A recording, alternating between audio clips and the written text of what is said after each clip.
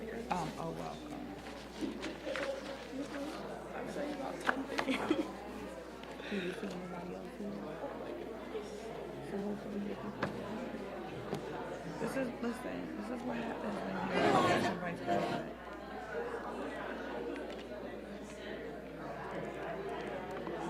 And I Being thought, president in first place seems easier than mine. oh my God, I it most haven't seen certainly is Kamala now.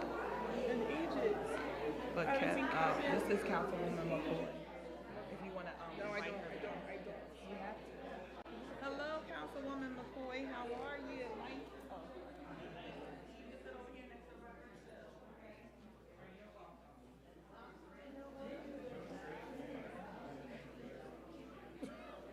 It's just putting it out there. You may want to think about another career. Okay. All right, here comes the email. Okay, go ahead. You can start. We can get. Let me see if that's his son. I think. Tall? No, that's not his son. Okay. So hi, come here. Or you can hand out on that side. Hand out.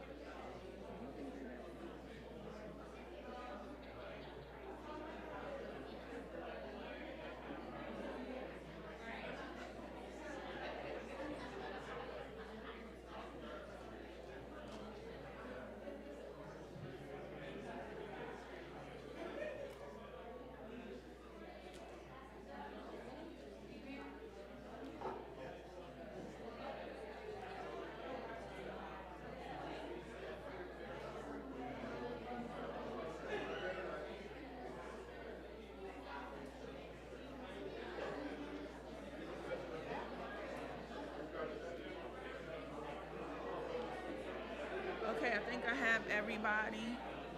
Reverend Still, you see a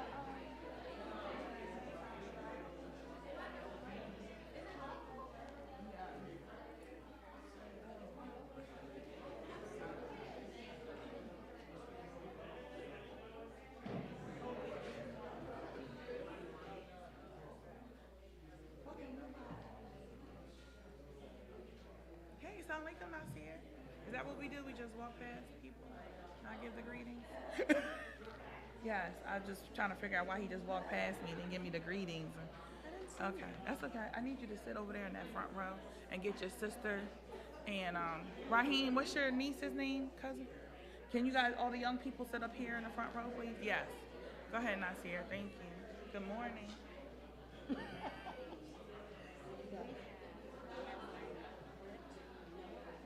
Okay. Is Reverend Hoheisel here? Yes.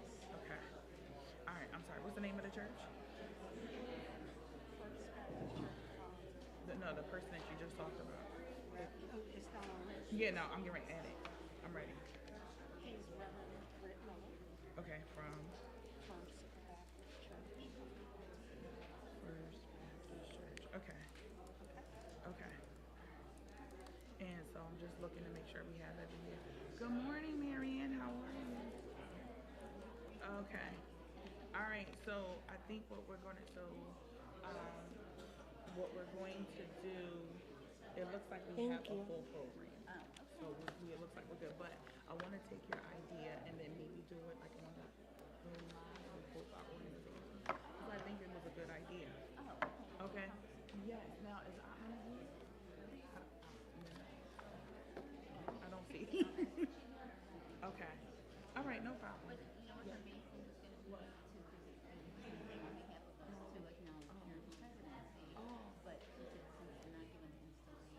She'll do it at another time. Okay, no problem. Oh yeah, that's fine. Okay, so I just want to make sure Shelby here. Okay.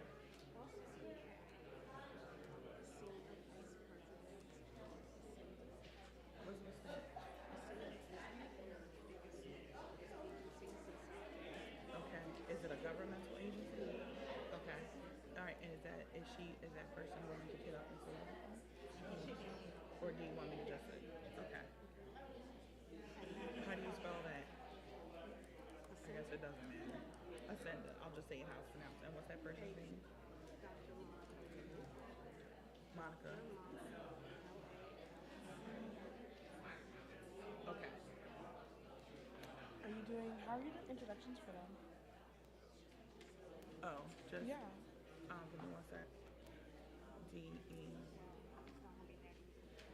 thought you had social anxiety. You like, but you're okay at the mic. The mic is your friend. No, not really. I'm good at pretending. You wouldn't know, but I do. Yeah. Okay. And all right. And so, what did you do for the food? Did you do half or you left it? Okay. Okay. I don't think there should be a problem, but okay. We can talk about that later. Okay. All right. Yeah, like you said. Yeah, like you said.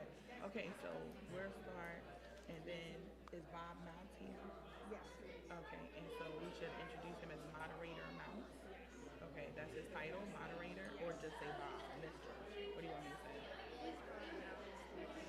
Okay. Okay. All right, so I have, okay, Kane Avenue. She told me her name is not Tony. Yes, I got that. And we got the mashed shit is here. All right, so let me just go by. You tell me everybody's here. Deacon Duncan is here. Yes. Okay, Reverend Holheisel's here. Dr. Monica Sharon Ritz is here. Yes, she is. Okay. And Thank you, God. and Reverend Britt Miller's here. Yes. Soraya Angela Turner, Reverend Tony Still, Imam Class, Shelby Hamilton's here. If Shay's not here by the time we go, Kevin has agreed to speak. And then we obviously we have young people here. All right. We're good? Yep. Okay, so this for the is that Shelby? Yes. For the candlelight, Bella said that you're gonna light one. I have a big table. I need Okay. Okay. Okay. and they will have a big table. Okay. And that part, So you need okay. Kevin. Rafia. I So said, okay. I need you to go see that lady in the red, the Delta sweatshirt. Sweater. I need you to go say hello. But have her ask her kids to come move up here with the rest of the kids. Yes, please. I can't do both. so this is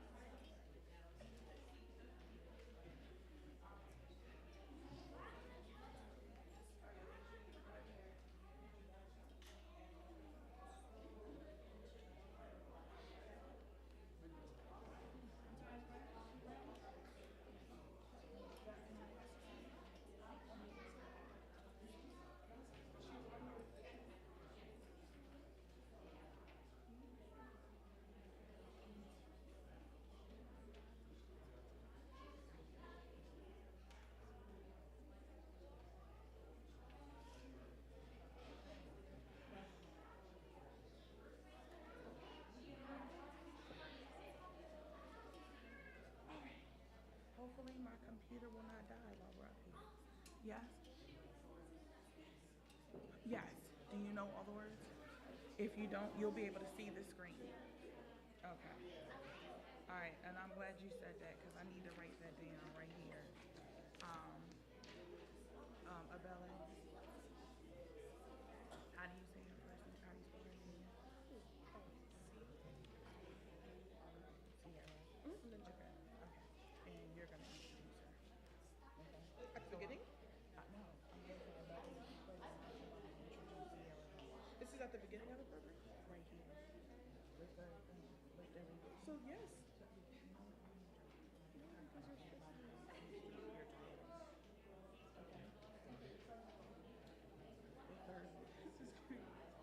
Okay, you ready? Now? No, we're getting ready to start. So you can have a seat. All right. Let's hit it. It's 10:17. Good morning, everyone. Peace be upon you. At this time, we are going to ask everyone to take their seat. Good morning. My name is Maisha Aziz, and I am the newly elected president of the Camden County East Adult Branch. So exciting. I am the first woman to hold this position. Yes. Since the inception of the Camden County East Branch, I will be the first woman, and I am so excited, guys. This is my first event. So, well, as president, you guys have seen me before. So I will be officially your master of ceremony. So you have received an agenda. For those of you who have not, we will pass them around. The agenda has been tweaked a little bit because, as you know, the weather was a little crazy today. So we did have to make some changes. But pretty much you have the basic idea of what we are going to be doing. So there you go. The schedule is right there. We will have prayer by moderator of Oakland Baptist Church, Bob Mounts. We will have some welcomes. We will have our musical selection. And each person of our organizations that are here will get up, give a welcome and a reflection about Dr. King and his children. And then we have some youth presentations. We're so excited to do that, referencing and having some sort of reflection on Dr. King's children. And then we will be wrapping up. And of course, the best part, the free lunch downstairs. So if you have your canned goods and your feminine hygiene items, you should have brought them to the front already. Please tell all your friends, colleagues, and neighbors that Oakland Baptist Church will be taking items, obviously every day, but we're trying to meet our goal of the 2025 by the end of the month, so we could really ramp it up. Oakland Baptist Pantry is not like your other pantries where the ID is required. This is a no ID, proof of address required pantry. We also cannot wait to hear today from the Honorable Cindy McCoy. She is a councilwoman in Hynella. She is also the first Black woman elected to Hynella. So we are so excited to hear from her. And our local imam, Muhammad Ikhlas from Masjid Freehaven from the historical borough of Lawnside. So to start us off with prayer, I'm going to ask that Bob Mounts please come up, moderate, and then I'm going to give you our housekeeping that I'm going to do for myself. If everybody could please press their phone on mute or vibrate, that would be greatly appreciated. I believe we are going live stream as well, so we'll be able to watch this on YouTube later. All right, Bob, we are ready for you as soon as I can get out of your way.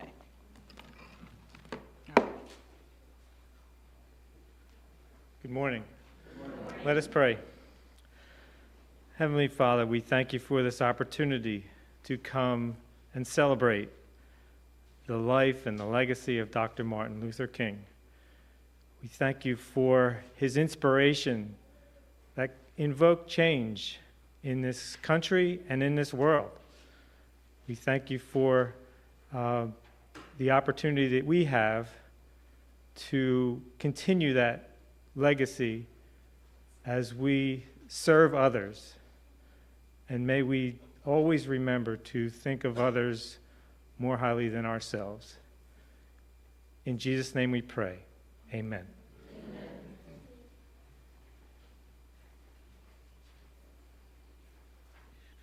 All right, so next we will have Abele Ezekwe, who is the second vice president of our Camden County East Youth Council, our award-winning Camden County East Youth Council. And she is going to introduce our singer for you. Come on up, Abele. Our singer, Sierra Jones. So for those of you who are new to our programs, we take an intergenerational approach to our programming, and we make sure that our youth are fully integrated into our programming. So we are asking that you be kind, because sometimes this is their first time doing public speaking. Vice President Abele Ezekwe.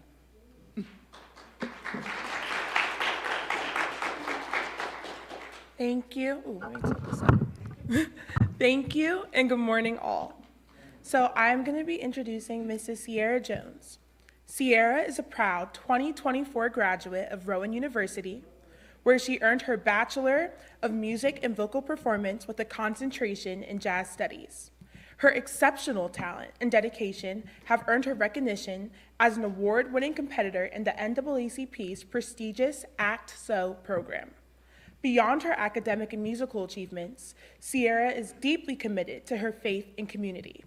At her home church, Bethel Hosanna AME in Pensacola, New Jersey, under the leadership of Richard F. Norris II, she plays an active role in the service and leadership. She currently serves as the financial secretary for the Young People's and Children's Division of the Women's Missionary Society in the 1st Episcopal District. With her remarkable blend of artistry, faith, and dedication, Sierra continues to make a meaningful impact wherever she goes. Sierra's voice is more than music. It's a story, a journey, and an experience that captivates and inspires. Ladies and gentlemen, prepare to be moved as we welcome the extraordinary Sierra to share her gift of song. Come on up, Sierra. Before we have Sierra sing, I thought it would be important this year for you guys to know about Lift Every Voice and Sing. Lift Every Voice and Sing was actually started as a hymn, written as a poem by NAACP leader James Weldon Johnson in 1900. His brother John Rosamond Johnson composed the music for the lyrics. A choir of 500 school children at the segregated Stanton School, where James Weldon Johnson was principal, first performed the song in public in Jacksonville, Florida, to celebrate President Abraham Lincoln's birthday. Set against the religious invocation of God and the promise of freedom, the song was later adopted by the NAACP and prominently used as a rallying cry during the civil rights movement of the 1950s and 1960s. So we wanted to give you some background. We know that every time we have a program here, we do sing this song, but we wanted you to have some background. And that actually is a picture of a front cover of a book that goes by the same name of the song. So at this time, we are going to have our singer come up, and if everybody could please rise, the lyrics will be on the board. Thank you.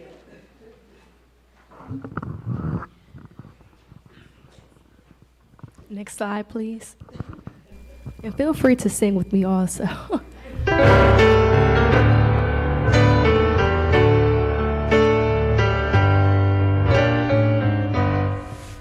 every voice and sing till earth and heaven ring. Ring with the harmony of liberty. Let our rejoicing rise high as the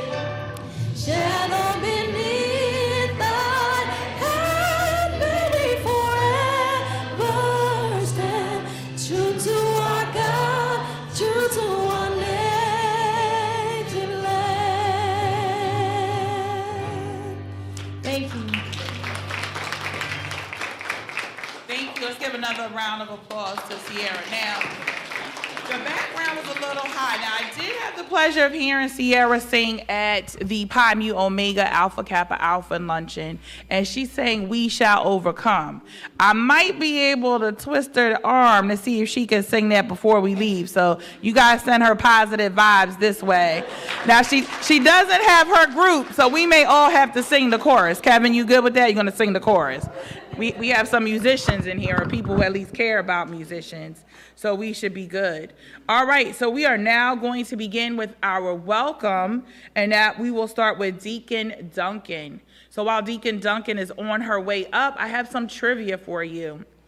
Who knows what the writers of Lift Every Voice and Sing have in common with Dr. King? Anybody? They both went to colleges in Atlanta that are now part of what they call the AUC, the Atlanta University Center. James Weldon Johnson was a proud alum of Clark College, which is now Clark Atlanta. And I think we all know that Dr. King is a Morehouse man. All right, let's give a round of applause for Deacon Duncan. Good morning to everyone. On behalf of Pastor Phyllis Martin and Oakland Baptist Church, we welcome you once, we welcome you twice, we welcome you 3 times. God bless.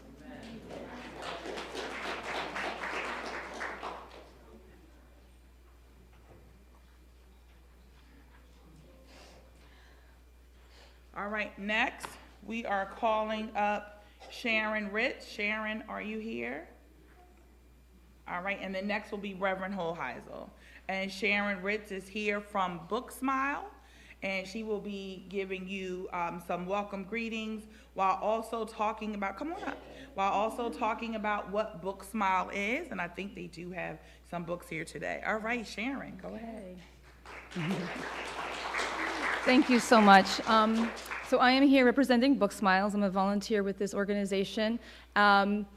To borrow from Reverend Dr. Martin Luther King, we have a dream that every child should have access to books, and so we collect gently loved books, and then we distribute them to schools, organizations, agencies, and communities so that every child can have a book, children from birth through young adult. So I'm available to talk to anybody later. If you would like to ask me any questions about Book Smiles, I'll see you later. Thank you. Thank you for letting us be here today. All right, while we're waiting for Reverend Holheisel to come up, as you can see on our previous slide, what did we have? A book cover about the song Lift Every Voice and Sing. While we are here to learn about the legacy of Dr. King and his family and the civil rights movement, while some things may be on the internet, we don't have TikTok anymore. But it came back. It came back. I stand corrected. A book can never be replaced. A book can never be replaced. So we are encouraging all of you to please read to people in your community about Dr. King and his legacy and the civil rights struggle. All right, Reverend Holheisel is here on behalf of the American Baptist Church of New Jersey, and then we will have Dr. Monica Lalo from Ascenda. Reverend Holheisel. Good morning. It is good to see all of you here and to be with you in solidarity today. There are other places we could be, but we're here, and I'm glad that we're here today. I want to greet you on behalf of the Reverend Miriam Mendez, the Executive Minister and Senior Regional Pastor of the American Baptist Churches, and on behalf of the 274 plus churches we have and our mission partners around the world. I bring greetings today on this important day, a legacy of our Baptist brother, Dr. King. I was reading this morning something, and one sentence stood out to me, and one word of that sentence by Dr. King also stood out to me. In his famous speech, I Have a Dream, he said, even though we face the difficulties of today and tomorrow, I still have a dream. And that word still really captured my heart. We are still here. And every day that we have is another day to shine. And I'm thankful to be a part of this gathering today. And again, on behalf of all of the American Baptist churches across the state and our American Baptist family around the world, I bring greetings and thank you for continuing the legacy of service. Amen. We will now have Dr. Lalo, if you could come up from Ascenda. Thank you. Let's give her a round of applause. Morning, everybody. The Bible says, be ye ready, right? So giving honor to God this morning and to the pastor of my church, Reverend Phyllis Martin, and all the members here, and everybody who has joined us this morning, thank you so much for coming in. Ascenda Integrated Health is an organization that provides an array of services over 13 counties. We actually do integrated healthcare, behavioral health, mental health, in addition to all of our other services. What I'm responsible for as the Senior Vice President is prevention, youth, and education services. That entails 8 family success centers across the state of southern New Jersey, starting from Burlington all the way down to Cape May. In addition, I manage the juvenile justice and adolescent services, as well as all of the contracts through Department of Children and Families dealing with child welfare. In addition to that, I also am standing up the first community health worker hub in the state of New Jersey that actually places community health workers all across the state. I also am overseeing and standing up the first public health institute in the state of New Jersey after 30 years. So we're actually doing that statewide. I run a lot of statewide initiatives within our department, as well as managing and working closely on grant writing. So I am one of the main grant writers for the state of New Jersey. But again, our mission and motto is moving lives forward. It is really critical in terms of service. So today is a poignant day. Service is critical. You know, we humbly serve all the state of New Jersey and community, but also advocacy. Yeah, so I venture to say that advocacy is key. I see a lot of young people here. And we also do internships as well, which is critical in order to teach, to learn, and to build professional development across the state of New Jersey. So happy to be here, happy to be supporting this initiative, and great to see my friend, my council friend here. We go back, way back, you know, always doing community work and doing that together. So my agency is always available. We have an open door policy. Don't hesitate to reach out to me if you want me. Thank you. All right, we want to thank Dr. Lalo to talk about the work that she does with Ascenda in terms of health, right? Community health is important, and advocating for homeless and assisting homelessness. Again, we all know about Dr. Martin Luther King's speech, or the excerpt, right? I Have a Dream. But do you know about all of his other speeches and his work to make the Poor People's Campaign? And health, community health is important, not just physical health, but mental health as well.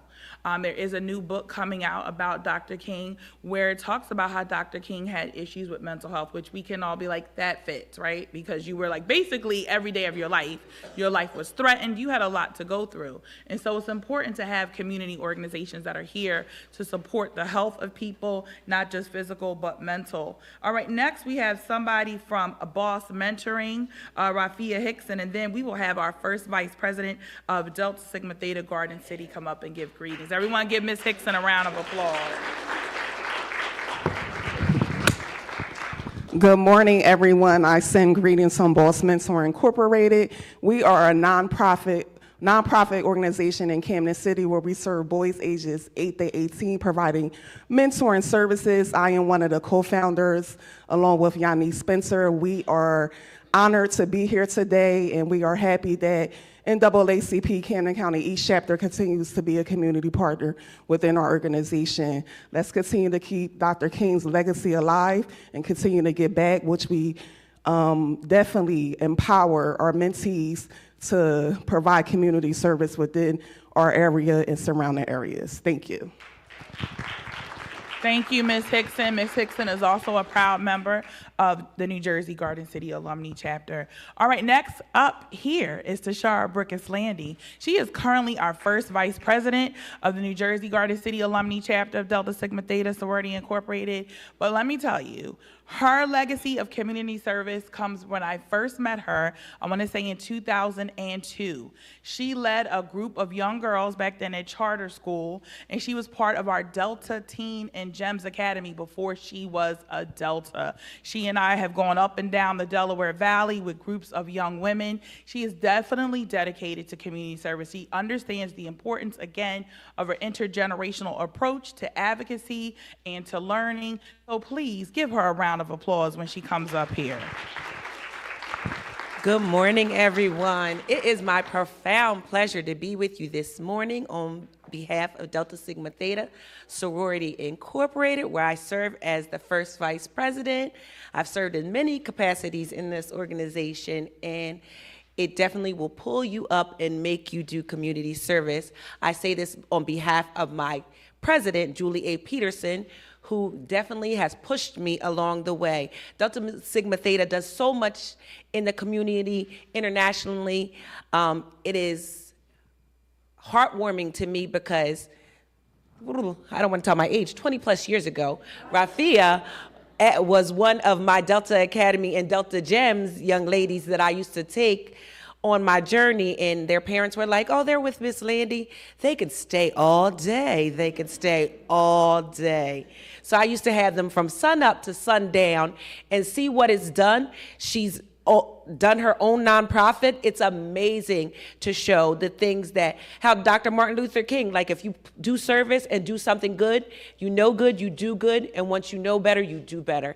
And it is our opportunity each and every day to do better.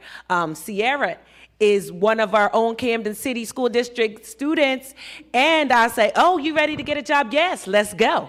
It's time. She works under my department in the district. So if you know someone and you can reach out to someone and give them an opportunity, you do not waste that opportunity, because when you give them the opportunity, they can show and prove their talents across the world and across the nation as she's done.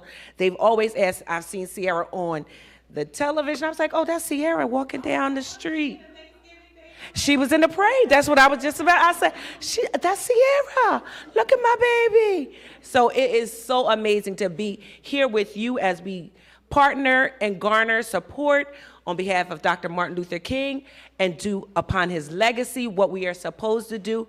It warms my heart to see everybody in here just willing to serve and do as they are so called upon to do. So I thank you on behalf of New Jersey Garden City Alumni Chapter for being a part of this and allowing us to serve with you, and we hope to do many things in the future. Thank you. Thank you, Vice President Brickus-Landy. And so if you look up here, we have this icon, right? So the NAACP has a mantra, and while I'm speaking out, embracing race the conversation, your speakers can come up. We have a mantra that says, when we fight, we win. But who is the we?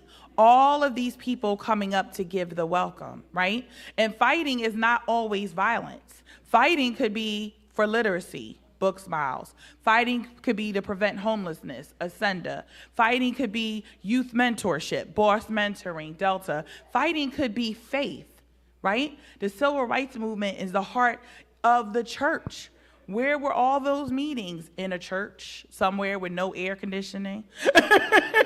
So those of you who are old enough to know the old Martin Luther King Jr. fans, the paper fan that we had to fan ourselves in the church. But that is the we. So just in case you're thinking, why we have to listen to all these people give a welcome? Because we want you to know collectively, the community, who is working in our community, so you can partner and we can all continue Dr. King's legacy. All right, now we have Marianne Degenhart for Embracing Race, and then after her, we will have Reverend Miller from First Baptist Church. Let's give Marianne a round of applause. Thank you, Maisha. We first want to thank Maisha, the new president of the NAACP Camden County East Chapter. So So shout out to her. And to Pastor Martin for hosting this wonderful event. And we are privileged and honored to be a part of the honor the Dr. King. Whoop, going in and out here. I also want to acknowledge our core group. Minna and Ingrid are here, so wave your hands in the back. And Tom DeWolf is not here with us. Sharon's a former core group member who we just heard from Book Smiles.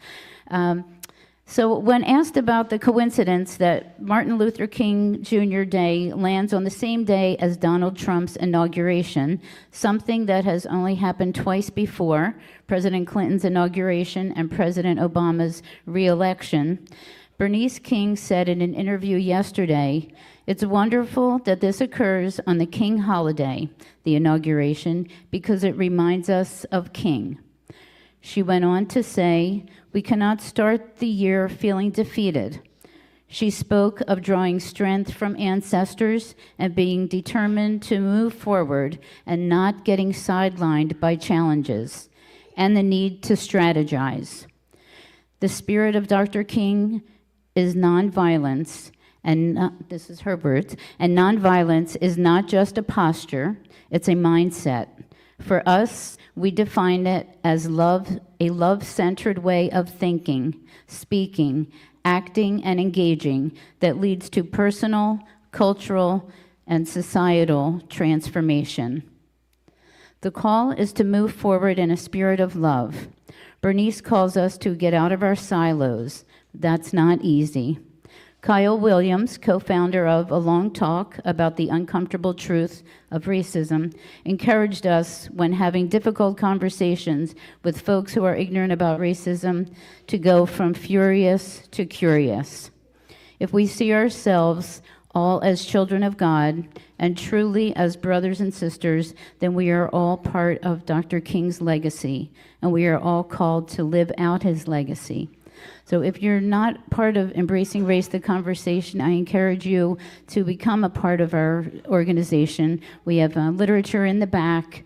We have a sign-up sheet, and we really want to continue to the work of Dr. King and really growing and understanding and encouraging our Euro-Americans to really understand racism for what it is. So I thank you. All right, while we have Reverend Miller coming up, the one thing I want to say about Embracing Race, the Conversation, is that that is what they do. They co-host a lot of our private screenings that deal with a lot of uncomfortable topics. They've co-hosted Till, the private screening of Till, but Origins. And after, anybody here see the movie Origin? Or you may have read the book, right? After that movie, there was a very deep conversation. We had a moderator there. We had about a half an hour worth of conversations. But that is important for us to have if we're going to be able to heal, work together, and become a we. So we do encourage you to please talk to Marianne and those others who are the core group of Embracing Race, the Conversation, and join them. They meet in Collingswood, and their purpose is like their name, to have a conversation. All right, Reverend Miller, let's give him a round of applause. Yeah, so greetings from First Baptist Church of Collingswood, which is right around the corner, Oakland's sister church.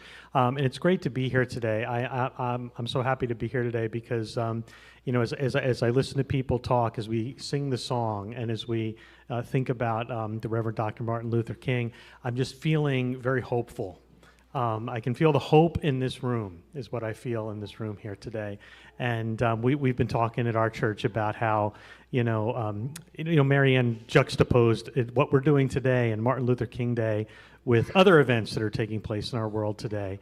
And, there's this saying that came to mind, that the eternal stars shine out once more so soon as it is dark enough. And no matter what is happening, we have that opportunity to shine and to hope and to hold on to hope. And I just want to thank you all for being here today to help me hold on to hope today. And I hope we can carry that hope with us out into the world. That's it. All right. There you go. Thank you, Reverend Miller. So everybody here is in trouble because nobody told me I still had my hat on, E-Ma'am in class. All right, next up are people from I Dare to Care. We have Sarai and Angela Turner. I Dare to Care, they're going to, come on up. So we have a mother and daughter duo. Let's give it up for them. I Dare to Care. They are going to talk about, first, Soraya is going to introduce herself to you. For those of you who don't know, we are all training our youth to make sure that they learn how to introduce themselves, right? Not a, hey, what's up? No. My name is, here's a little bit about myself. And so Soraya is going to do that first. And again, we are all going to be humble and nice because we know this may be the first time Soraya has spoken in front of a large crowd like this. So she's going to introduce herself. She's then going to talk about I Dare to Care and the things that they do, and maybe a little reflection about Dr. King from her own perspective or his children. And then Mom can obviously chime in or let Soraya go solo. All right, let's give her a round of applause, guys. Do you want to put it in here, or do you want Welcome on behalf of I Dare to Care. My name is Sarai Turner. I'm 13 and a freshman at Seneca High School, and I aspire to be a future architect. We are excited to be partnering with the NAACP for today's event with the focus of children of Dr. King Jr. I Dare to Care is a mentoring program to prepare our youth girls for the future, also a brave and safe place for families to learn and grow, because we are the future.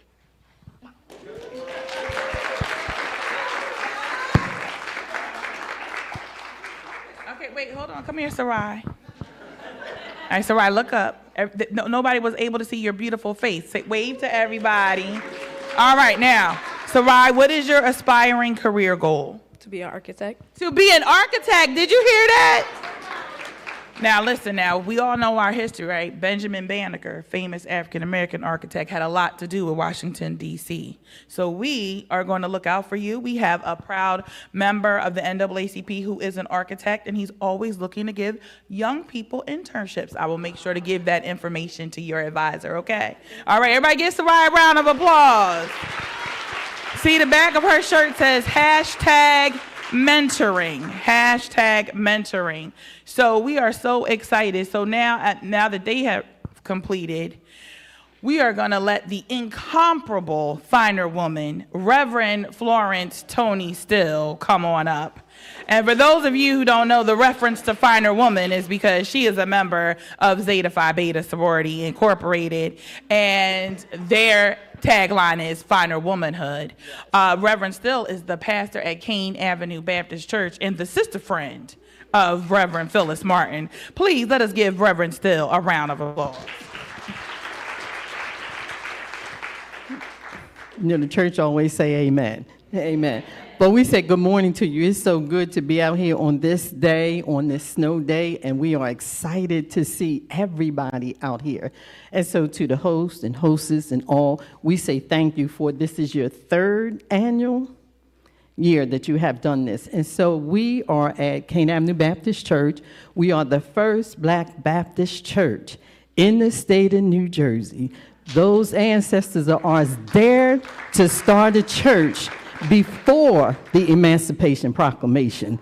And so we are 168 years old, and we will be receiving historical marker to state that, and it's noted in the state of New Jersey throughout the world.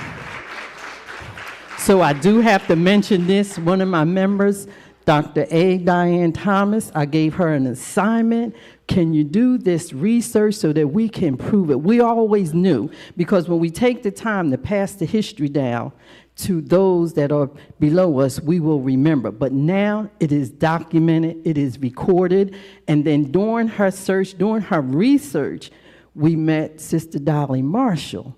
And so we know that in 2022, Governor had signed into law that there would be a national Black historical trail in the state of New Jersey.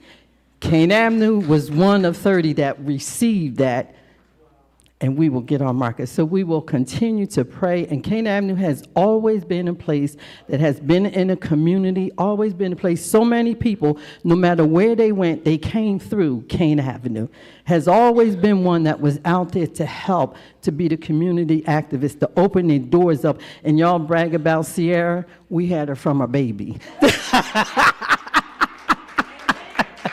That she was there, you know, and so our doors are always open. So on Sunday, the topic of my sermon was, the subject was, what do you remember? And so think about all those things that you remember, all those things that you went through, the things that were passed down, the stories that were told to you, what could happen, what did happen, what would not happen, but we are here still standing. And so we're thankful for that. And so as you take those memories of those that have passed the history down, the history that you know and what you know happened in your time that you will continue to do. And then the next question is, what will you say yes to continue to open up doors for others? God bless you. Let's give another round of applause to Reverend Still. So I'm not sure if Reverend Still said it, but Reverend Still, how old is Kane Avenue Baptist Church? 168. So why is that important for us to know? Because a lot of people have a very finite line of when they believe Black history has begun or when it has ended. And they don't think, oh, a Black church has been in Camden for over 100 years. No way. Yes way. And I also want to let you know, while I have Kevin Johnson come up and Eric Holmes would like to join him on behalf of Kappa Alpha Psi to give greetings, that there is now a marker in the city of Camden located at Cooper Point Park to remember the Cooper Point ferry site where slave sales were once held between 1727 and 1766. Perhaps as many as 800 enslaved Africans were sold at 3 Camden ferry landings. So again, part of the healing, what did they say? Part of the conversation is learning about our past, but knowing that Kane Avenue Baptist Church is in a place where once captured and kidnapped humans were sold is a testament to faith and the legacy of Dr. King. Let's give it up again for Reverend Still. All right, if we can have the men of Kappa Alpha Psi Fraternity Incorporated, we have our secretary, who is the secretary of the Burlington Camden chapter. We have the immediate past polemark, Eric Holmes. They're going to give greetings on behalf of Kappa Alpha Psi. All right, they're deciding who's going to speak. In a minute, it's going to be me. All right, past polemark. All right. Good morning, everybody. Good morning. My name is Eric Holmes, past polemark of the Burlington Camden Alumni Chapter of Kappa Alpha Psi Fraternity Incorporated. I bring you greetings on this special day, MLK Day, a day of service. January 5th, 1911 was the day Kappa Alpha Psi Fraternity Incorporated was born, and we are here to support the NACP and everything that you guys do, because that's what we do in the community. As far as the history, everyone knows about Kappa Alpha Psi Fraternity Incorporated. Frat so nice, I had to name it twice. I'm also an education teacher, and when we talk about, I'll be real brief, by the way, I'm not going to keep you. When we talk about the historic fraternalism and sorority and why did it exist, we also know MLK was a brother of Alpha Phi Alpha Fraternity Incorporated. But why does fraternalism, why did it even exist? Elder Watson Diggs had a dream. 1911, if you get a picture what the world was in 1911. It's hard to go into college now in 2025. Imagine how it was going to get your college education in 1911. That's when the Ku Klux Klan was at its all-time highest as far as membership. And here we are trying to get an education. So Elder Watson had a dream to bring us all together to get us to the finish line. And that's what all the Divine Nine wanted to get to the finish line, to build a brotherhood, a sisterhood, to make it to the finish line. And if it wasn't for those brothers and sisters to make that happen, we wouldn't be here today. So once again, I bring you greetings. Thank you. Hello, I am Kevin Johnson. I'm also the newly elected secretary of the NAACP. So thank you. And I'm also a member of Bethel AME Church in Woodbury. Our church was founded in 1817, over 200 years ago. No diss on Cain, but just to tell everyone, you know, these churches have been around for centuries. Our church has been there over 200 years. Bishop Allen was one of the first pastors of our church. And he's the one who created Mother Bethel in Philadelphia. So we've been around for a long time. And I have to say that I've watched Sierra. She doesn't know me, but I know her. She is a great singer. I was at the AK event where she sang, and she did a great job. Her pastor, Reverend Norris, was at our church yesterday, and the whole band was there yesterday. So if anybody knows about Bethel Hosanna, They have the best band out of any AME church around. So they're located right in Pennsauken on Haddonfield, so they did a great job. And yesterday I was thankful to receive the MLK honor yesterday. It was a collection of churches that came together, and I was one of the honorees yesterday. So I thank the churches for that. And one of the things that was said at that event is that anybody can be great as long as you serve. So that's all that it takes to be a great leader, is just to serve. Just do something, get out there and do something. So we thank all of you for coming, and on behalf of Pastor Paul Mark Holmes and the other brothers of Kappa Alpha Psi, we thank you. Thank you very much, the men of Kappa Alpha Psi. And I just want to talk to the young people for a second, because I am a Muslim, but I spent a lot of time in church. We were the only grandchildren, so that means you went to everybody's faith, everything. I've been to the temple, the church, Easter Sunday, everything. But all of these events right now where everybody's coming up and talking to you, you might be thinking to yourself, what does this have to do with anything? But you will remember this when you get older. I finally remember listening to people in the community talk about history and talking about where we're going. Again, the men of Kappa Alpha Psi are here to tell you that in 1911 in Indiana, right, not at an HBCU, men got together to band to study and to form a bond to make sure that they were not only active on campus, to be a support for each other. And they became instrumental in the civil rights movement side by side with Dr. King. So it's very important that we hear from everyone, from all our community organizations in the community who are working hard to make sure that Dr. King's legacy stays alive. So we are almost done our welcome. We are now going to have Shay Tekna, who is our newly elected first vice president. Let's give her a round of applause. Come on up, Shay Tekna. We are so excited. We have a new executive board here at the NAACP, but I'm sorry, Shay, go sit down. I forgot to call the imam. I apologize. Go ahead. All right, we are going to have Imam Muhammad Ikhlas from Masjid Freehaven. Please give him a round of applause.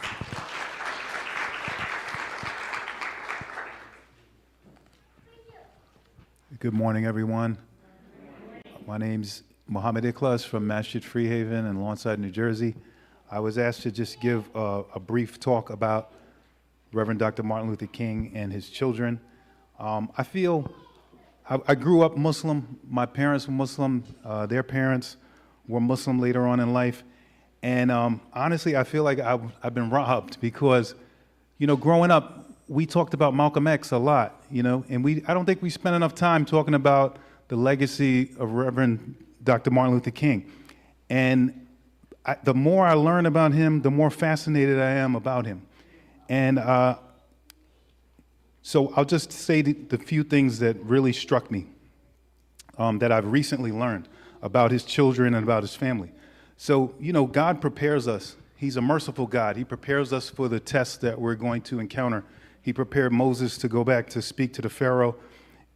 And do you know, days before the bombing of his home in Birmingham, Alabama in January in 1956, days before that, God inspired him. And he said all the fear left his body. He was terrified during that period of time, but days before the bombing, all the fear left his body. And he was able to get through that test. But the thing is that, just because we feel strong, we have to look around us and see, do the people around us also feel as strong? This may be a way off comparison, but I learned recently also that people who abuse anabolic steroids, bear with me, their muscles are powerful. They're very powerful, but the connective tissue can't keep up with the power that they build in these muscles artificially, and it destroys their bodies. They start falling apart. So in essence, it seemed as though, in my humble observation, that Dr. King had to temper his power because his family had to keep up. When they took him for a minor offense to prison for 4 months hard labor in Georgia, he told his wife, "You have to be strong now, Corey." Now she's pregnant with their son Dexter, and they have 2 other children. And this is 5 years almost exactly after the bombing of their house when they moved from Birmingham. And now they're in this new place, Atlanta, which is a little more calm. And he's getting hauled off to 4 months in prison. And he might not even make it there because they snatched him out of jail at night to head down there.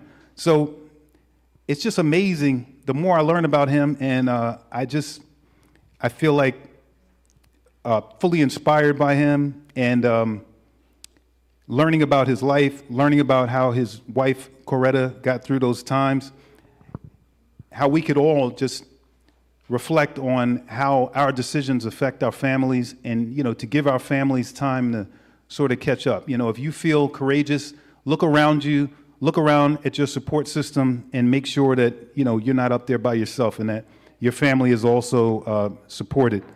So I can't imagine how Coretta Scott King felt when she didn't know whether she'd see her husband again as he's snatched out of the courtroom for a minor offense, and whether she'll see him again, and she's pregnant with her son, Dexter. So, I'll say that this event, although we've had it, I've been here for a couple of years coming, I always learn something new, and I'm privileged to be here, and I'm privileged to learn more about Dr. Martin Luther King. This always prompts me to learn more about him, and it just seems like it's an ocean of depth, and I just learn more and more. I feel like had I known more about him, I feel like my life would have been different in many ways. But I'm going to catch up, and I'm honored to be here, and I thank you for allowing me to say these few words. Peace be unto you. All right, so Imam Muhammad Ikhlas, the title Imam is a religious leader. So for those of you who don't know. Now, who knows what the significance of the word free haven is? Nobody?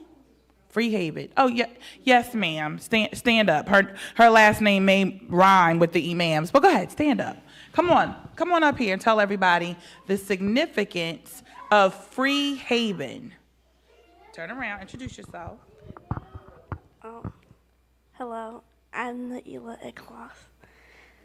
You're Layla Ikhlas? Naila Ikhlas. Naila, but they can't hear you. Go ahead. So what's the significance of free haven? Was that used to be the name of a town? Yes. What town did that used to be the name of? Lawnside. Lawnside, New Jersey. And is that where Masjid Free Haven is? Yes. And do you attend Masjid Free Haven? Yes. All right, let's give Naila a round of applause. So, Free Haven, a haven for free people. That is the original name of Lawnside. I'm a proud former resident of Lawnside and a proud member of Masjid Free Haven in Lawnside. All right, next we're going to have Shelby Hamilton from Young Lives come on up, and then we're going to have Pamela Mack Brooks next. Let's give her a round of applause. Hi, everyone. It's good to be with you this morning. My name is Shelby Hamilton, and I'm the Area Director for Young Lives in Camden County. Shout out to my friends in the back.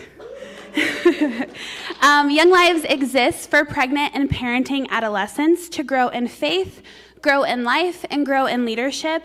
We are a ministry of Young Life. Young Life is a global missions organization, and our mission is to introduce adolescents to Jesus and help them grow in their faith. We serve young moms and dads, specifically the ministry of Young Lives, up to age 21. And like I said, we are in Camden County. We've been around since 2019, and we are just continuing to grow and to thrive and meet more young parents. We work diligently to network and build relationships with local organizations, churches, and programs that serve as a support for our young parents that we serve. It is our prayer that the young parents that we serve and walk alongside would know that they are loved and that they're seen. I think that's so incredibly important, not just for youth and for children, but everyone. I don't know about you, but I want to know that I'm loved and seen. That they are capable and that their worth comes from what God says about them. We want them to be empowered to advocate for themselves and for their children, and not just live, but thrive. And so we want to give them opportunities to do that and to know that they have access to those supports. So we're so thankful for the constant love and support of Pastor Phyllis and Oakland Baptist. We meet here. That's a new and exciting thing for us, and is only just just cultivated more opportunities to grow. And so if you're interested in connecting with us, we'd love to talk. And that's all I got. Thank you. All right, while we wait for Pamela Mack Brooks, proud alumna of Howard University, come up, I want you guys to know something. Rosa Parks was not the original person that they were going to use for the boycott lawsuit. And this ties into Young Lives. It was a young woman, another young woman, but she was pregnant at the time. And they did not think that she would be a good fit as the picture of that lawsuit. So, just some facts for you to know. All right, we're going to have Pamela Mack Brooks come up. She is the president, and I did say proud alumna of the Howard University, of the South Jersey chapter of Delta Sigma Theta Sorority Incorporated. Let's give her a round of applause. Good morning, everyone. Thank you so much for being here. I am so honored that I am the proud president of another Delta chapter. I saw our sorors here today. And we serve the South Jersey chapter since 1969. And we proudly cover Camden, Cumberland, Gloucester, and Salem counties in New Jersey. We are over 180 members strong, and we love to partner with all organizations. We are proud to be a part of this third annual event, and we want to say that Delta Sigma Theta, of course, integrates our 5-point programmatic thrust of economic development, educational development, international awareness and involvement, physical and mental health, as well as social action into everything we do for our programs. So here we are on our journey, and look where we are. Let us write our, where's your spark? We are honoring our past. We are working on our future from the youngest all the way to the most senior. And we are looking then to connect with each other to make a brighter future for all of us involved. And we thank you for our host, our esteemed Reverend Martin, and the Oakland Baptist Church, for our esteemed president, Sora Aziz, and the Camden County East Youth Council as well. So thank you for having us. We look forward to continue to serving together. Let's give her a round of applause. If we could skip to the next two slides, we are going to skip ahead and then come back to here, Councilwoman Cindy McCoy. That is, he didn't know that picture was going to be up. All right, and so we'll come back to that. Next one, please. All right, so next one, please. So we are going to be. Next one, please. Like I told you, we had to tweak part of our program. But at this time, we are asking Reverend Martin if you could get everybody the lighting of the candles. Next slide. All right, here we go. Candle lighting. Candle lighting is the act of igniting a candle's wick with a flame to produce light. It is a ritual in many religions and cultures and can symbolize peace, faith, and enlightenment. So if we could have those who will be lighting candles. Anybody need a candle? You can raise their hand. No? Okay. All righty. So while we're waiting to light our candles, we have some trivia. Bella Ezekwe, come on up. Who knows what college that Bernice King went to? Who knows? I'll give you a hint. Her dad went to, Sahai, of course Sahai knows. Let's hear it. Her dad went to Morehouse. That's the hint. If everybody can get your candle, Vice President Landy, if you can light people's candles in the row. Anybody? Spelman College.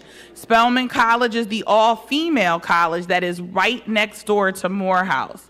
Did you have another question? Abella came up with some other questions. Do you have any other questions we think we should ask the audience? All right, she's ready. Go ahead.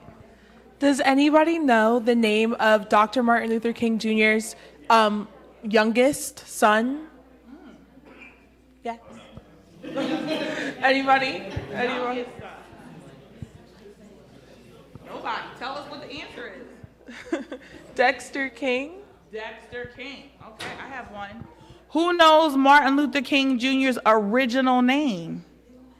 Oh, Sierra. Anybody else besides Sierra? Okay, Sierra. What was his original name? Michael. Who here knew that Martin was not his original first name? Okay, two people. Yes, his original name was Michael, and it was changed later on. Do we have any other questions that we want to ask? Well, while we're up here, Let's talk about, we talked about last year Coretta Scott King, right? And Coretta's mother and their influence on Dr. King. And today we're going to be talking about his children, Bernice King, Yolanda King, Dexter King, and who's the last King, guys? Let's see with the audience. What's his son's name, guys? We already said Dexter. Come on, guys. It's easy. Not Junior, the third, Martin Luther King the third. All right, looks like we are ready before we melt. If we could go to the next slide, please. So everybody, this video was made by Dr. King's alma mater, Morehouse College.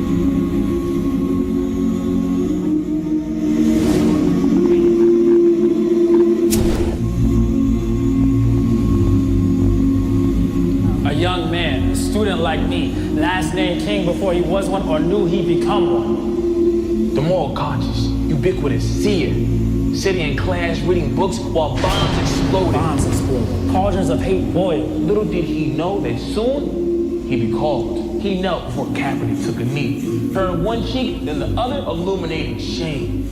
Now here I am in the so-called land of the free, home of the brave, still fight, because freedom ain't free. Freedom ain't free. Freedom ain't free. We are the flame, the candle in the dark. Here I am, here we are.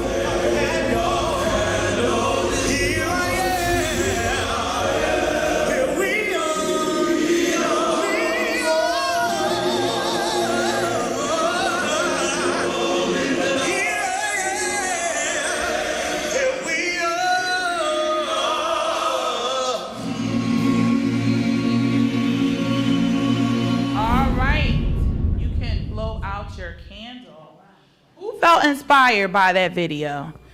All right, Marianne felt inspired. We have Dr. Montgomery felt inspired. Okay, so that again, and if we could go back 2 slides, please. That was done by men that attended Morehouse College, Dr. King's alma mater. Who knows what age Dr. King attended Morehouse College? What age? Pamela, you want to call on one of your I Dare to Care girls? Have them guess. And then I'm going to call on one of my NAACP and see if they can guess. All right, we're ready. What age did she say, Sarai? What age? It's on you now. You represent the whole group. Give me an age. 16. She's close. That's when I started college, but you're close. Yes. 15. 15. Very good. All right, if we could go back one more slide, please. All right, you guys can have a seat. Oh, yes, right, you're going to introduce. All right, one more slide, please. All right, one more slide. All right, we are now going to have, this is a pleasure, Cindy McCoy, as I said, to the borough of Hynella, but we are going to have Abele Ezekwe introduce her. Bella says she's shy, y'all. Don't believe it. But please send her positive vibes up here. Send as much as you can. She would like to be a future politician. So this ground, your community, your support is helping her get there. Let's give her a round of applause.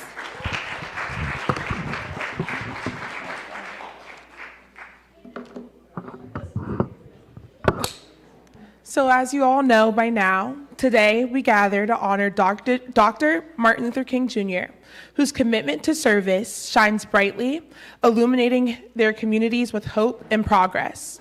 Following in his footsteps, one name stands as a beacon of dedication, resilience, and selflessness. Councilwoman Cindy Shawana McCoy. Cindy McCoy is more than just a public servant. She's the heartbeat of her community, a voice for the voiceless and a relentless advocate for those in need. A proud native of Camden and a devoted resident of Hynella, Cindy has woven herself into the fabric of her town and county, tirelessly working to uplift those around her. Her journey of service began with a simple yet profound desire to make life better for her neighbors.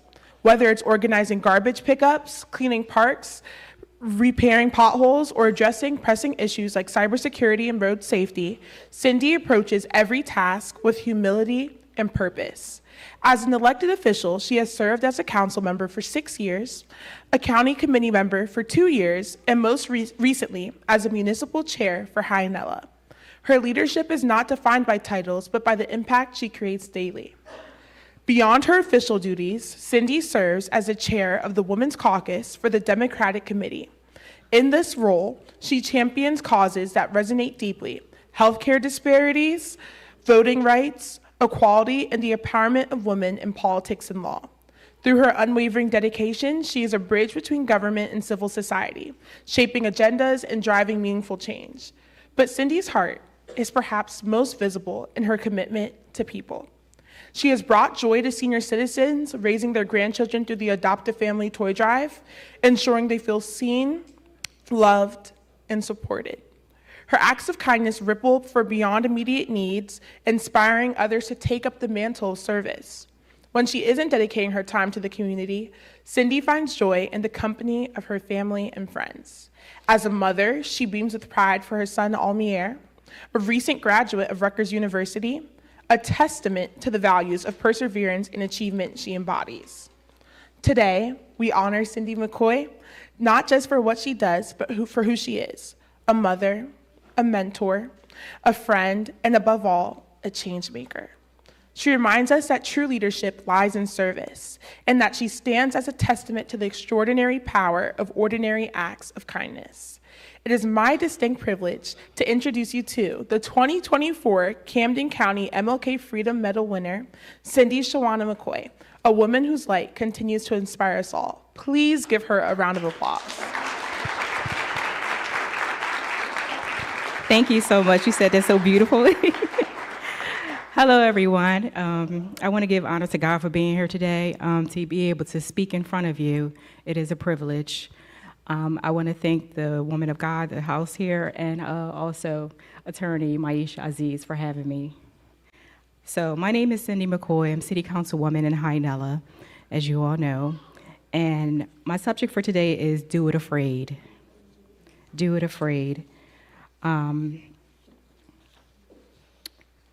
I am the first Black woman city council that sits on, well, how can I say this? I am the first Black woman in city council in Hynella. And sometimes, you know, it can be very challenging trying to make change and be the voice for others that are maybe afraid to speak out. And I face a lot of challenges sometimes, but I do get the job done. And I want to reflect on that going back before I get more into myself. I'm going to speak on Dr. Martin Luther King Jr. He had 4 children, and his youngest child was Dr. Bernice A. King. And when she lost her father, she was 5 years of age. And I can imagine thinking of my young self at 5, when you lose someone that you love and you depended on, that was your protector and your provider, you are afraid. A silence comes, and you're afraid to speak out, you're afraid to do things. But then there is this sudden urge that comes that you have to, as his legacy, I'm sure they sat around a table as a family and said, there is something we have to do to keep our father's legacy alive. And this 5-year-old, they seemed like they were more so a family that sits around a table, probably was afraid of what could possibly happen if they were to continue on his legacy. But now she is in her 60s, and she still continues to keep his legacy alive. So as I stand here before you today, I say, do it afraid. I'm sure there are times that when she stands in front of the public to speak on her father, she is afraid. A recent quote that she had on Instagram, it was to say, let's not forget the reason why we are here from our father today. This is not a celebration. He was not loved by everyone. He was also assassinated. But before she clicked on that button or possibly had her PR to do so, I'm sure she was afraid to let it out. So be the voice for the voiceless. Don't remain silent. And I stand here before you today. Sometimes, whether you're Black, white, or brown, you may be in a room filled with people that may not look like you. But don't be silent. Speak up, speak out. Because you could be the voice for someone who is afraid and may not be able to speak for themselves. Make positive change in people's lives. And I've been in Hynella since 2011. I didn't get involved right away, which started out as my son graduating from school, finished school, which was Sterling High School, and it turned out me being involved in community service. Many things have been blocked for me moving forward and trying to make change. And then I started a nonprofit organization to keep my voice alive, which was a food and mobile pantry that I have, which one of my latest projects I've had was giving out turkeys to Hynella residents and also backpacks to children that attend the schools in the area. So like I said, be the voice for the voiceless. Don't be afraid to speak out and speak up. And I also want to leave, I want to use a quote from Dr. Martin Luther King, because community service is very important to me. Everyone can be great because everybody can serve. That's from the late, great Dr. Martin Luther King Jr. Stay involved, be heard, don't be afraid to speak up and speak out. Other thing I want to bring to your attention, what I love seeing here in front of you is diversity. That is a crucial thing to me. I love diversity, people coming together, black, white, brown, different faiths. We come together, we can love one another, and share our thoughts and feelings on what we may see in the community that may need change or what positive impacts we have already made. That is also important to me as well. Thank you.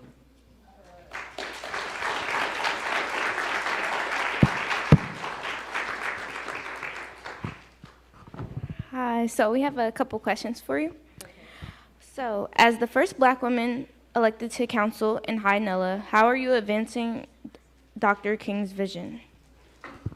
How do I advance Dr. King's vision? As I mentioned earlier, is to get involved in the community, stay active, bring awareness to diversity that is very important to me.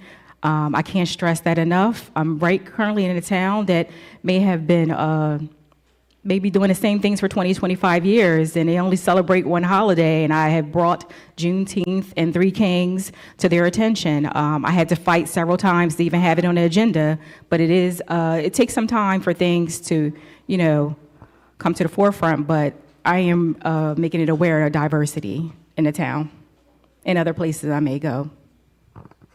Okay, thank you. And then the last question is, what obstacles have you encountered as the first Black woman elected as council in Hynella? Being the voice, being heard and taken seriously as a Black woman, sometimes that can be challenging when you're at the table with others, making decisions for a town or other places you may go. But those are some of the obstacles that I have faced and challenged, but I made things happen. And I'm glad to be the voice for the voiceless and bring awareness, to make a positive change. Thank you.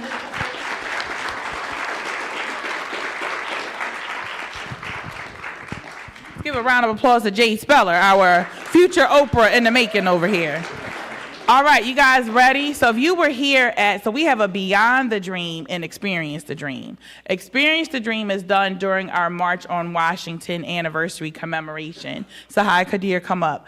Last summer, she did a wonderful rendering of Fannie Lou Hamer. So if you haven't wondered by now, if you haven't figured out, we incorporate youth into everything that we do. So this young person is going to do an expression of a dedication to one of Dr. King's children. So if you could skip ahead 2 slides, please, to the youth presentation slide, and we're gonna let her begin. Don't let her fool you. She is a professional, okay? All right, introduce yourself. Oh, wait, I'm sorry. She wants to stay in character. Next slide, so I'm going to tell you about her. Her name is Sahai Kadir. She is a big sister. There you go. You can leave it right there. A big sister, a proud member of Masjid Freehaven, and a wonderful young lady who works well in the community. So now she's going into character. She's no longer Sahai. Good morning, everyone. It's a pleasure to be here today, and I want to take this time to share a bit about my journey, how my life has unfolded from my early years to where I am now. I am Bernice King, daughter of Reverend Dr. Martin Luther King Jr. I was born on March 28, 1963, in Atlanta, Georgia, to the legendary Dr. Martin Luther King and Coretta Scott King. Growing up as the youngest of 4 children, I was surrounded by the enduring legacy of my father's work for civil rights. His influence shaped not just the world, but my upbringing. From a very early age, I knew that the struggle for justice and equality was the core of our family values. But like any child, my early years were filled with ordinary moments. I went to school, played with my siblings, and had a strong sense of family. However, that was contrasted by a tragic moment of my life, the assassination of my father when I was just 5 years old.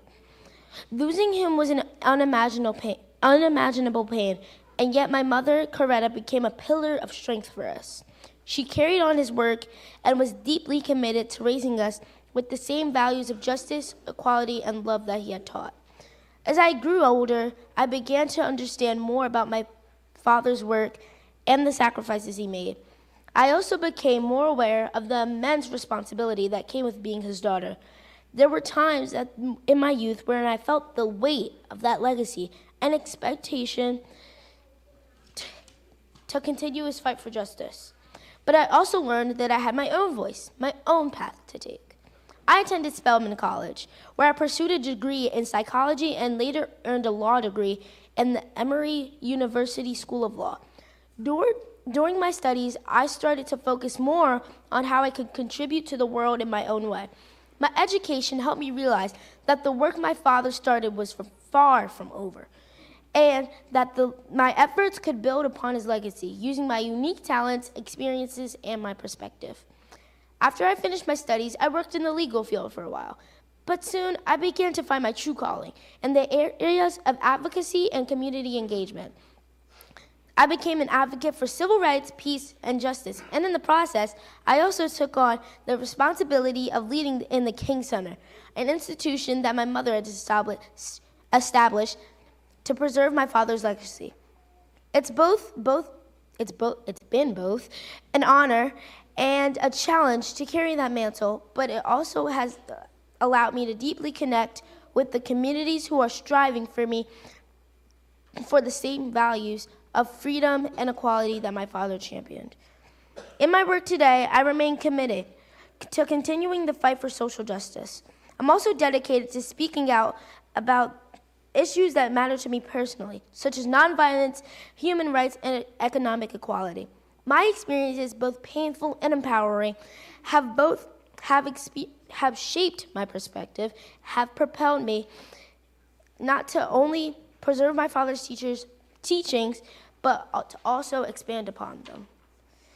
Today, I work toward a building that reflects the ideals of Dr. King, one of peace, justice, and equality for all. Whether through the role at the King Center, my public speaking engagements, or my writings, my goal remains the same: to continue the legacy for my father while fighting for a world where every person is viewed equally, regardless of race, background, or belief. I appreciate you for listening. It's a constant journey, but it's one I'm honored to walk, and I'm grateful to have this opportunity to share it with you. Thank you. Let's give Sahai a round of applause. Didn't she do a good job? And guess who did all that research? All by herself. Thank you, Sahai. Have a seat. So another fun fact, Martin Luther King Jr. went to Morehouse. His father went to Morehouse as well. So they keep the Morehouse Spelman tradition in the family. We are almost done. I heard some stomachs grumbling. We are going to have our second and last youth presentation. And then I think I convinced Sierra to sing We Shall Overcome a cappella. That'll be right before Reverend Martin closes us out. So we have the second part of our presentation. Jade Speller is here. She is our newly elected officer of the Youth Council, and Abele Ezekwe. Good morning. My name is Jade Speller. I am a 17-year-old now, junior at Camden County Technical Schools, and I'm majoring in cosmetology, and I aspire to be a licensed cosmetologist and own my own salon suites. And I'm a part of the award-winning NAACP Camden County East Youth Council, serving as their assistant secretary.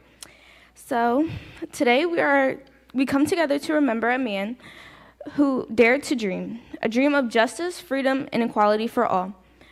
Dr. Martin Luther King believed in a world where love and understanding could overcome hate and division. He stood for what was right even when it wasn't easy. But Dr. King's dream wasn't just his. It belongs to all of us. It's not something from the past. It's alive today, and it needs needs us to carry it forward. Each of us has a role to play in bending that are of the moral universe towards justice. As we start this day, is not only in honor of Dr. King's legacy, but also ask ourselves, what will we do to make the dream real in our time? This work isn't over, but together we can make it beyond the dream and make it a reality. Thank you and welcome.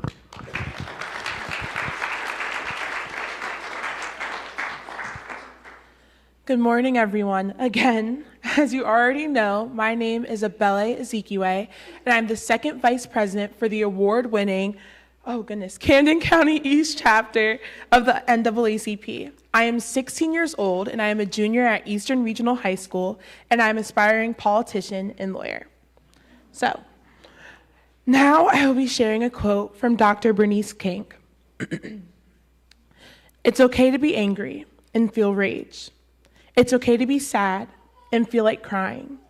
It's okay to be scared and fearful of what may happen.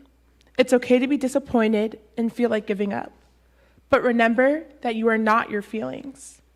God created within you a determination and a will to fight for what is just, true, and right. Never let what you feel take away your resolve to continue the freedom fight.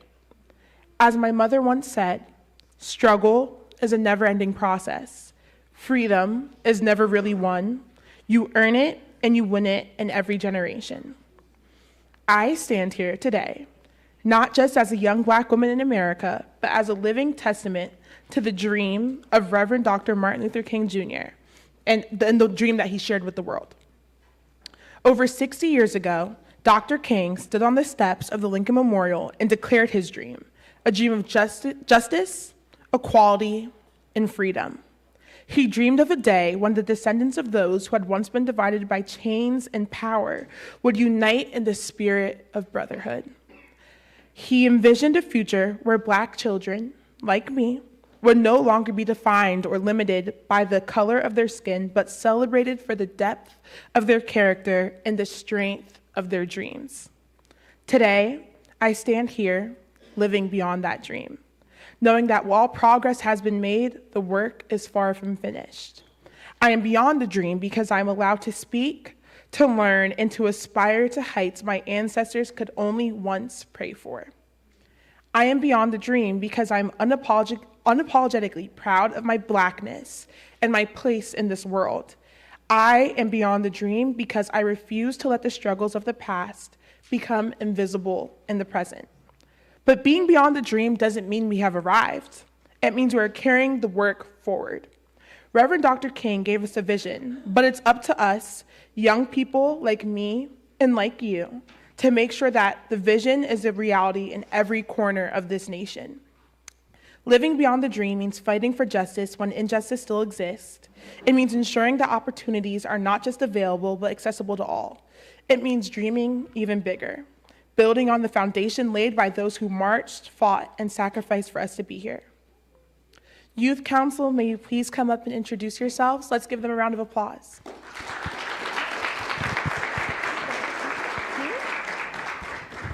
They're hesitant, everyone. One more round of applause for every member of the Youth Council to come on up and introduce themselves. That means you, Jordan Marrero. Let's go. All right. So as everybody comes up, you guys can get over there. I want you to look at this picture behind. You see how we showed the young King children and as they got older. See what nurture does? And that's what we're here as a whole community to do. We're here to nurture. So we are going to start with our microphone this way, where they are all going to give you their NAACP introduction, just as a refresher. Name, age, high school, and career goal. All right, Brandon? Or middle school for those. Yeah, school. We're going to start with Brandon. My name is Brendan Lewis Coker. I am a 17-year-old junior at Haddon Heights High School and an aspiring computer scientist. Good morning, everyone. My name is Jordan Marrero. I'm 17 years old. I'm a senior at Cherry Hill West, and I'm going to major in business in college. Hello, everyone. My name is Ace McMillan. I go to Cherry Hill West. I'm 17. I'm a senior, and I look to major in criminal justice in college. Hello, everyone. My name is Jasmine Marrero. I'm 15 years old, and I go to Cherry Hill West. And I don't know what I want to do, but I want to go to college. My name is Nasir Ikhlas. I attend a private school in New York City, and I would like to be an architect when I grow up. My name is Naila Ikhlas. I'm 11 years old. My name is Naila Ikhlas. I'm 11 years old, and I'm homeschooled, and I would like to own my own shop.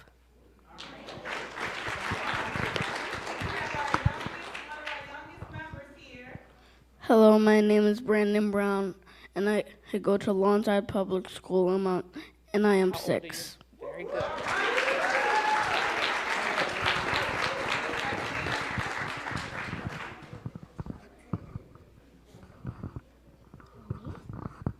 Hi, I'm Sahai. I'm 10 years old.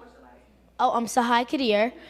I'm 10 years old. I go to Morristown Friends, and I want to be a chef, an author, and a professional softball player. I wrote a book already. What's the name of your book? Nori's First Swim Class. Hi, everyone. My name is Dakota Hunter. Some people are looking at your shoulder. Everybody wants to see your beautiful face. Go ahead. Hi, everyone. My name is Dakota Hunter. I'm 16 years old, and I go to Camden County Technical Schools, and I aspire to be a pediatrician. All right, everybody, this is our future, part of our future. You guys can all have a seat. Thank you, except for Abella and Jade. Oh, yes, I'm going to bring that up. So, two things before I have Abella and Jade tell you why you should sponsor a membership in the award-winning Camden County East Youth Council. They're going to talk to you about the 2 tours that we have a year. They're going to talk to you about how they went to Vegas and the state convention with only your support, supporting our movies, supporting our fundraisers. Jade was a delegate at her first convention, so it was very exciting. She got on a plane with Miss Maisha and spent some time in Vegas. We were only there to do work, so you're all clear. I want that to be the takeaway. But one thing that I wanted to talk about before they come, and then we're going to have our vice president, and we're going to sing, and we're going to go eat, I promise, is that the Kappa Alpha Psi and Delta Sigma Theta, we also have youth programs. Our program, Delta's program, is named after Malcolm X, as you all know him, but he died as El Haj Malik Shabazz, his wife. We have the Dr. Betty Shabazz Academy. Kappa Alpha Psi also has the Kappa League, and some of our youth members are also part of the Kappa League and our Dr. Betty Shabazz Academy. They're trying to decide which of the fun things they're going to tell you about. Is it the public speaking? Is it the civil rights advocacy? Abele went to a Vote 16 conference where our members led an entire program about voting and civic engagement. These are teenagers. But I want you to hear it from them, how they would give it a 5-star review if it was an Uber ride. All right, Jade, you're up first. I'm up first. So to touch on some of the things that we do as a council, like Ms. Maisha mentioned, we have 2 college tours a year. So we start with the Ivy League tours and the HBCU tours. I think it's important that we go to those. We could go to some other more miscellaneous schools or things of that nature, but we start with the Ivy League tours because Black people can be excellent as well. Black students are excellent, and it is important that we make sure we bring them to said institutions and show that excellency. So those are always nice. And then we have the HBCU tours. Ours are upcoming now. And for anyone interested, please reach out to us so we can give you flyers and other information on that tour. But we have the HBCU tour in April. In April. I went to my first one last year, and I had a great time, truly. I really, really did. Such great relationships and bonds are formed on that trip, and just great information. For instance, we visited North Carolina Central, and never did I think I was gonna go anywhere in North Carolina. I've been once, and I was like, oh my gosh, it's so boring, it's so slow. I went to this college, and like truly, like I have in my notes, like the longest list of all like the beautiful things that they had to offer, and like truly, I would have never known. If not for going on that trip. We also, like Ms. Maisha said, went to Vote 16. So obviously this past presidential election was pretty big. It was pretty big for a lot of us. And despite the outcome, it was important that we were able to go up and get people registered and then advocate also for 16-year-olds like myself to vote in school board elections. So we saw in Trenton, that is the first place that's been implemented again I apologize, in Newark, I'm sorry.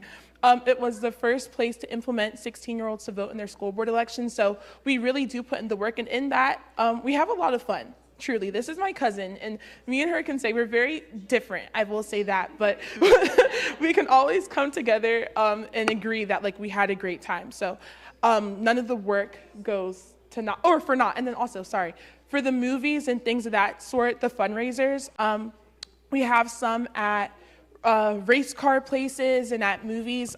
My uncle came to the last movie we had, which is Wicked, and he won an award for his costume. So we like to make sure that, we're really involved and in touch. So those things are really cool, and it would mean the absolute world to us for you to donate and contribute, because this is really keeping a real and direct hand in our future. So we appreciate all of you.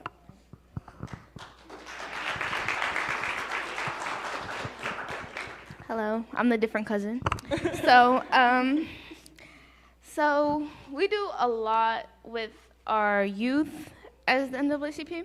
So basically, we go to a lot of events. So like there might be 2 events a week that if you can or cannot make it, it's totally fine. But we try to do 2 events a week, and then a membership is $10 a year for the youth, and the adult is $30. And then, as a youth, we try to make them more comfortable with public speaking, networking, and giving back to their community. And we participate in civil engagement, community service, and building up. And, okay, what have I learned? Okay, so I'm not gonna lie. When I first joined, I thought it was gonna be boring. But then I started doing more stuff, meeting more people, making more friends, and the volunteering started becoming funner, and then you got to go different places, like different states like Vegas, and on the tour we got to go to like 4 different states, and you just get to experience everybody's different way of thinking. And then I have accumulated over 20 hours of community service in the NAACP. Let's give her a round of applause. And then, which looks really, really good on a college resume. Or this year I am in the National Honor Society, and to be in there and to be an active member, you have to have a certain amount of community service hours. So it really helps with that. And thank you. Oh, I'd like to thank everybody for coming, and let's eat. All right, let's give our young people a round of applause. As she said, it's funner. It's funner than she thought, Raheem. It's funner. Just to clarify for those out there in YouTube land, when Vice President Abele say we go to Ivy Leagues to show Black excellence, that's at every campus. What she is stressing is that some people said, why are you taking young people of color to Ivy League schools? That seems like a waste of time. And I said, you know what happened in 1906? Some Black men started Alpha Phi Alpha at Cornell University. I myself am a product of Columbia University, where my father graduated in the 60s, and my grandmother, who graduated from Hampton. So we can be excellent everywhere. All right, next slide, please. All right, this is it. Come on, Vice President Shekna. Shay Techna.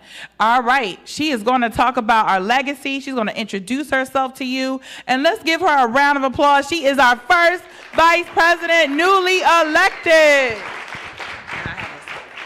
Okay, I'm going to talk about membership too. Good day, ladies and gentlemen. Thank you so much for taking the time to make this a day on and not a day off. because it was cold outside and you thought it was great to come, and we so appreciate you being here. You could be at home being warm, but you are here where you are supposed to be, and we thank you for that. So greetings and thank you for coming. We are excited to honor those who came before us. It is said that fortune favors the bold. Those who thought of the movement, those who sacrificed, who partnered, who supported, who made it happen, who benefited from that, those people were bold, and we experienced the fortune from it. It was their courage, their bravery, their vision that paved the way for where we are today, and we cannot become complacent. You all know what's going on, probably as we are talking today. You know what's happening, and we are here today. We cannot become complacent. We need continued support, continued partnership, and continued fight for justice and freedom. Freedom for all, because freedom ain't free. We invite you to join the NAACP. It is only $30 for the year. I'm happy to talk with you about a lifetime membership of $750, payable over 10 years. We meet every third Monday at this point. Our meetings are on Zoom for 1 hour. You see the work that we are doing. Work in our youth, work in our community. We're partnering with other organizations. We are continuing the fight for justice and for freedom for all. Okay, so we need your support, and we thank you for coming. Maisha, did I leave anything out? No. Can you ask all the NAACP members to stand? Yes, NAACP members, would you please stand up so that we can acknowledge you very quickly? I love this. Thank you so much. Thank you so much. Yes. Again, membership is only $30. I am happy to talk with you about NAACP membership. And ladies and gentlemen, let us honor Maisha Aziz, the Youth Council President and the President of the Adult Branch. You do such an amazing job. Thank you, Vice President Techna. I am humble. I may be loud, but I am humble. As Abele told me, those two things are separate. All right, now we're getting ready to end. Reverend Martin is going to come up and close, but I'm going to speak from my heart now. I did not expect a lot of people to come today. I looked at the weather. I told Reverend Martin people were going to be weathermen from their sofa. They were going to look out the window and be like, I'm not coming. But you came. So what does that say about our community? That says that our community is ready to come together. I am so thankful. Can the congregation of Oakland Baptist Church stand up, please? I need Peggy to stand up and all the superstars of Oakland Baptist Church. Thank you so much. When Reverend Martin came into my life, unexpectedly, she will tell you, her daughter was on the college tour, and I started to get to know more about Reverend Martin. Then she invited me to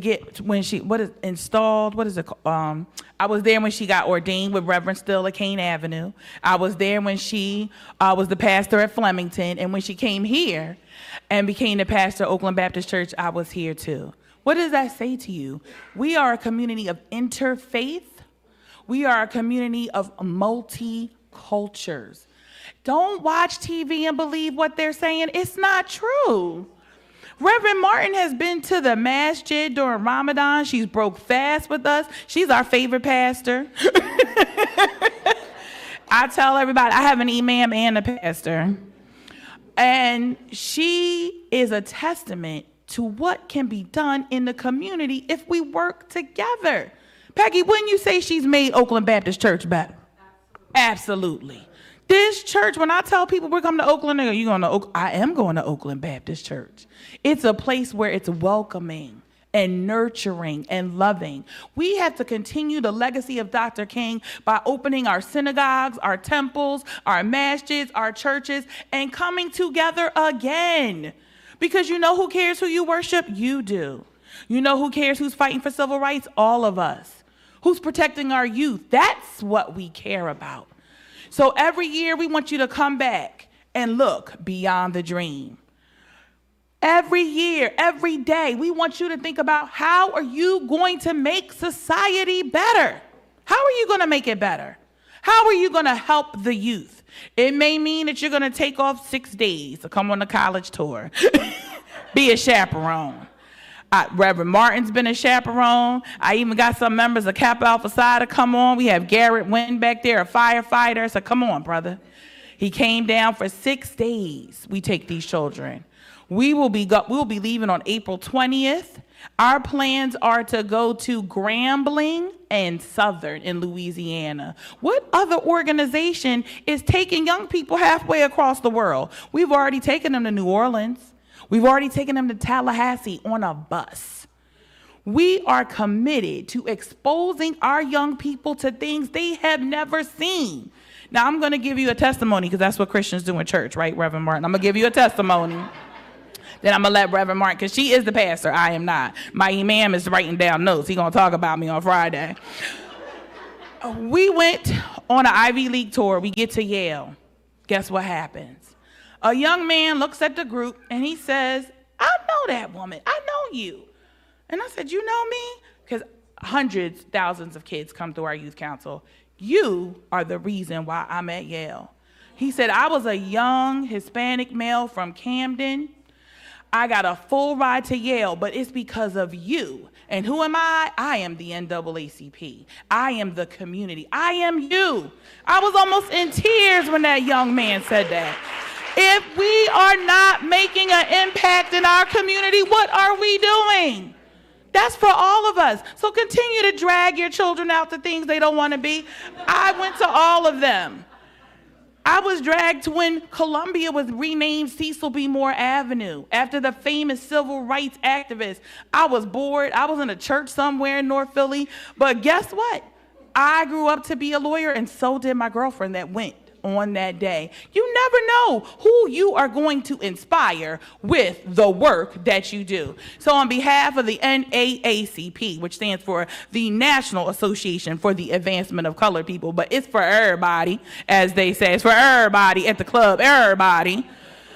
Our founders were multicultural and multi-faith. Please join us. We are an organization for everyone. Join us in supporting our HBCU tours, in supporting our events, our Ivy League tours, anything that we are doing. And you tell us what you're doing, because we're going to support you too. In order for us to do it, we must be together. Now, I'm going to leave you this. I promise this time I'm going to give the mic to Reverend Martin. When I say we fight, I want you to say we win. When we fight, we win. That's right. All right, let's give it up for Reverend Martin.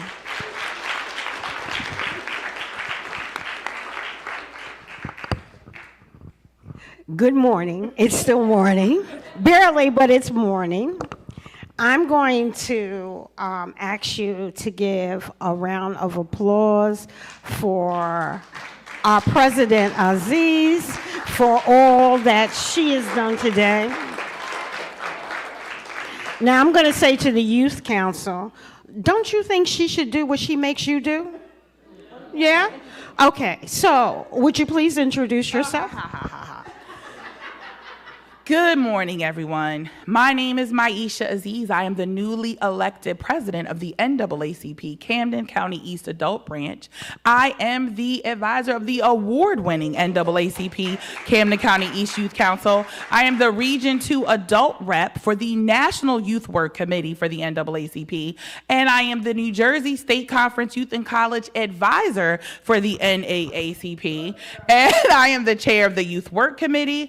I am also, as stated before, a proud member of Delta Sigma Theta Sorority Incorporated, initiated at Rutgers, Camden in the fall of 1993. I serve as the Social Action Chair, Parliamentarian, and members of Policy and Procedure for my chapter. I am a charter member of the Philadelphia area chapter of the Pierians, which is an organization dedicated to uplifting art and music and theater in our community. And I think I also am a professor at Rutgers Camden, my proud alma mater. I have some students here. We also have a Rutgers Camden chapter of the NAACP. I am also a proud professor at Community College of Philadelphia. And I am the proud daughter of Dr. Michelle and Dr. Anwar Aziz, and the proud mother of Monta Aziz, a Morehouse man. All right, I think that's it. What do I aspire to be? I aspire for somebody to pay me to do this work. That's what I aspire.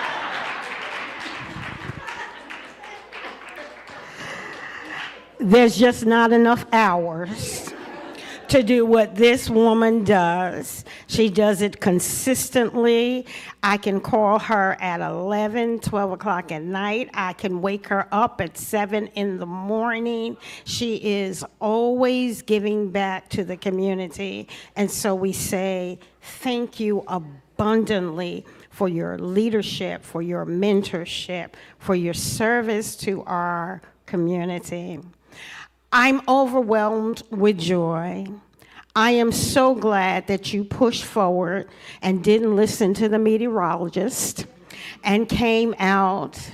Can you give our young people another round of applause?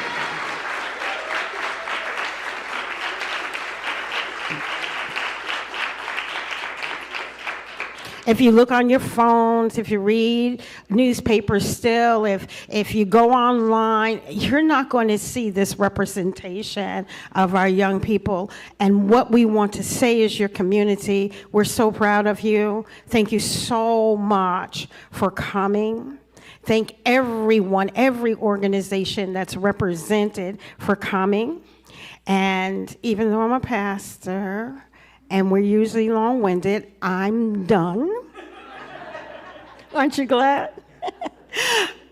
We're going to bow our head in a word of prayer as a doxology, and then we're going to invite you to go downstairs. Now, when you go downstairs, if you are at a table with someone that you know, you need to move.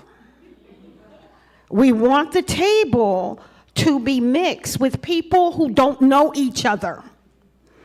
We can't stay a community, expand as a community, unless we expand as a community. And so, if there's too many of whatever group you belong to, that's going to be hard for her, right? We ask you to be at a table and have a conversation with someone you don't know. We also thank you because Dr. King's day of service is not one that we just sit around. We actually do service.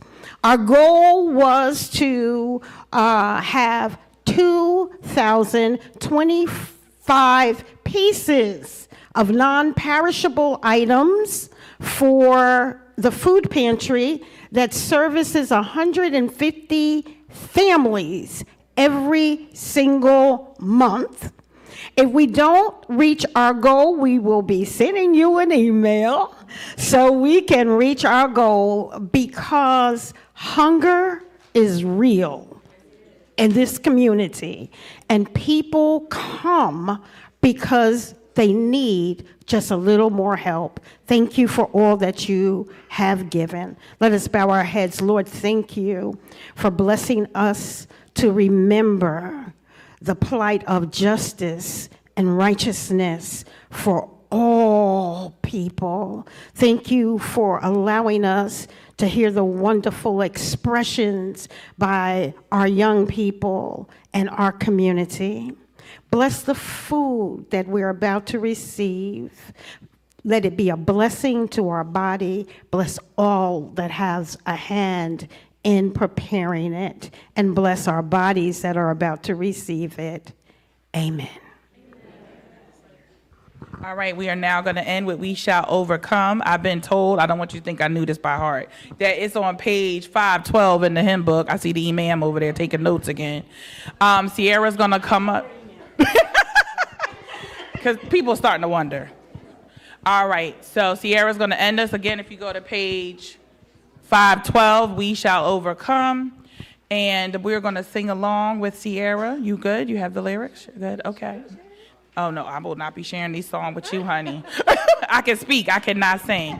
But before we go, we always want to pay homage to our family. If I would like to have my Aunt Minna Barbie, could you stand up, Aunt Minna, please? That's my aunt. She is part of the reason why I am who I am today. And she is also a proud member of Embracing Race, the Conversation. Thank you, Aunt Minna. All right, everybody, we ready? We're singing a cappella. All right. You want me to hold it for you? Thank you. We shall overcome. We shall overcome. We shall overcome someday.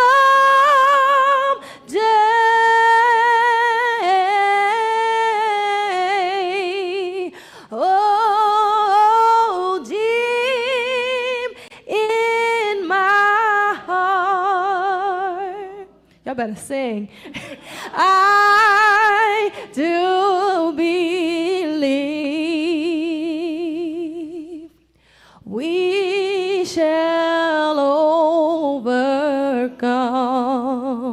someday. Amen. Let's give her another round of applause. Thank you very much. Everybody can proceed downstairs.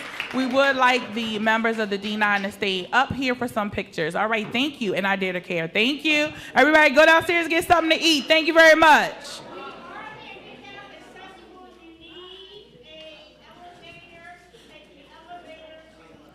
If you need an elevator, take the elevator to the basement. All right, everybody, it's picture time and food time. Youth council members, do not sit with each other. Thank you very much. Jordan, do not sit with your sister. 4 8.